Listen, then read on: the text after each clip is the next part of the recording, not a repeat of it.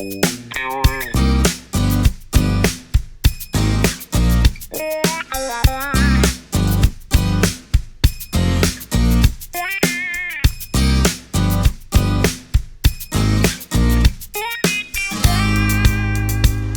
métier de maçon finisseur, en fait, ça consiste à reprendre vraiment tout ce qui est finition minime. C'est-à-dire que nous, quand on sort de notre poste de travail, c'est vraiment après, c'est les peintres qui passent derrière nous. Donc refaire un petit peu les murs, de l'enduit, piquer quand il y a besoin de piquer, voilà, toutes ces choses-là. Donc j'ai choisi ce métier parce que ça me plaisait, j'ai toujours été un peu dedans parce que donc, j'ai ma famille qui est dans le bâtiment. Donc déjà petite, j'étais sur les chantiers. Les difficultés, surtout pour moi, c'est au niveau du physique, parce que c'est vrai que quand on travaille au milieu des hommes, on a envie d'être un peu à leur hauteur, mais c'est vrai que sur certaines choses, c'est difficile, j'ai pas la même force physique qu'eux.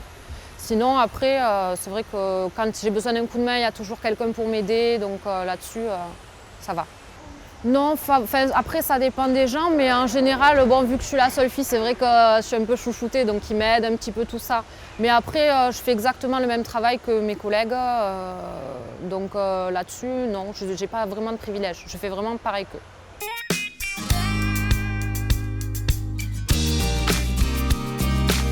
J'ai choisi ce type de métier parce que j'ai eu un arrêt de carrière.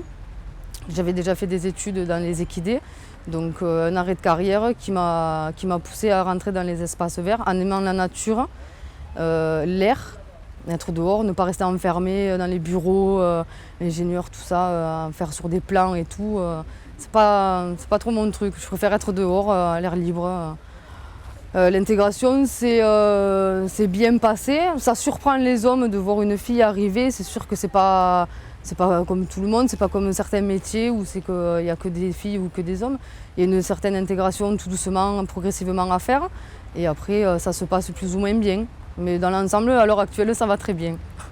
Oui, il y a toujours des preuves à faire. Après, peut-être que l'avantage d'être une fille, je suis rentrée, j'étais quand même plus jeune qu'eux. Donc j'étais la Benjamine, on va dire. J'ai demandé, quand je suis rentrée, à ne pas avoir de favoritisme.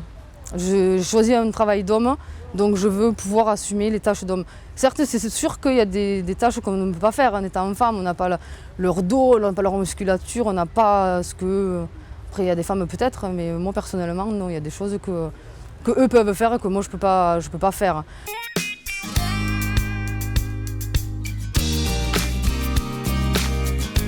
Je suis actuellement en formation assistant chef de chantier, donc je suis au centre ARPA de Rivesaltes. Là, j'arrive sur ma fin de stage, j'ai fait 3 semaines de stage donc chez Fondeville.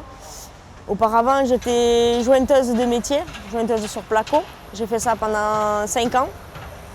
J'ai appris le métier en famille et après, j'ai voulu me reconvertir dans le gros œuvre parce que je trouvais que c'était beaucoup plus intéressant, moins routinier. Moi, j'ai choisi ce métier parce qu'auparavant, avant de mettre le pied dans le bâtiment, j'étais en restauration. Et en restauration, on n'a pas d'heures, on n'a pas de vie de famille, on ne compte pas les heures.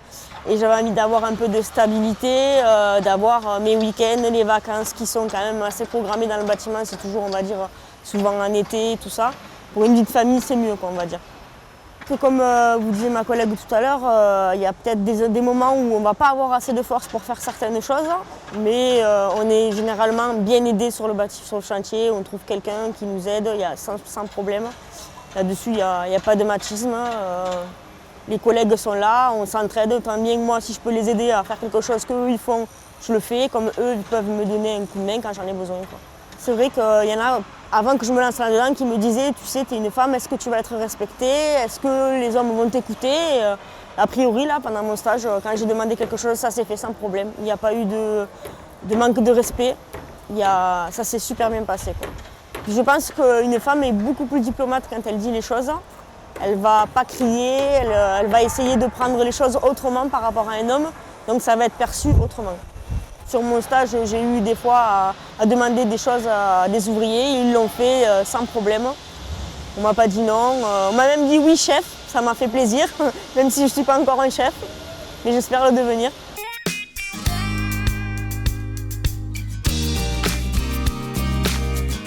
Pourquoi ce type de métier? Déjà parce que je voulais faire quelque chose en relation avec l'environnement.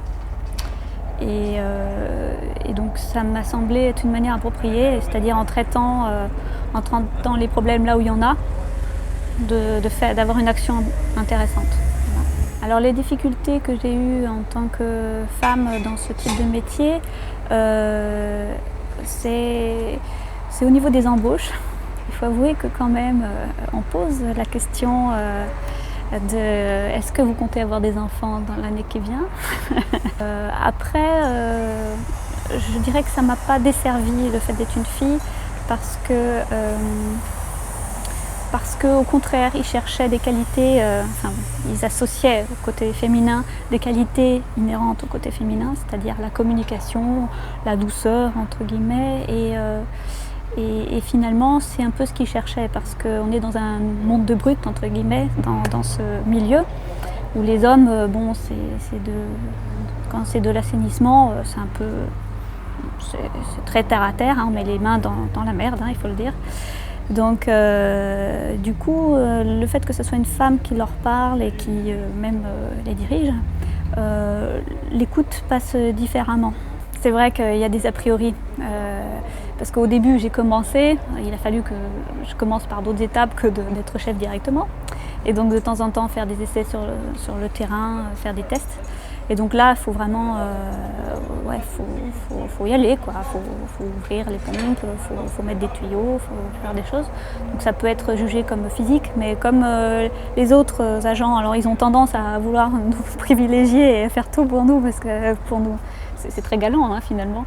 Mais bon, quand ils voient qu'on s'en sort, il y a un respect qui s'installe et puis il y a une équité qui s'instaure aussi. Donc ça, c'est bien. Ça se passe en général assez bien.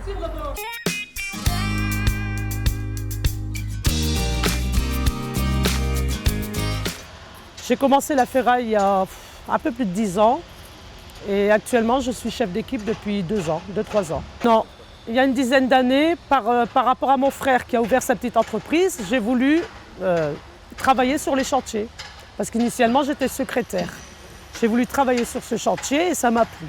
J'aime le bâtiment, l'extérieur, la communication avec les hommes, bien que maintenant il y a de plus en plus de femmes dans le bâtiment. J'aime ce métier, je ne peux pas dire pourquoi j'aime. On dit que c'est agréable, physique ou quoi, mais non, moi je l'aime. Ça s'adapte très bien quand même. Ça s'adapte. La communication et le social, parce qu'il n'y a pas que le travail, il y a le social et je suis assez bien acceptée. Au début, on me regarde, on me teste, mais tout se passe très bien. Pour moi, c'est naturel, c'est le métier. Je suis une femme, j'ai des enfants, je suis toute seule, donc c'est dur le matin de se lever. En plus, je fais toujours 1h30, 2 heures de route pour aller travailler. J'habite assez loin, donc c'est dur de me lever, de faire la route. Et une fois que l'heure arrive de commencer, là, je suis tout de suite, je suis bien.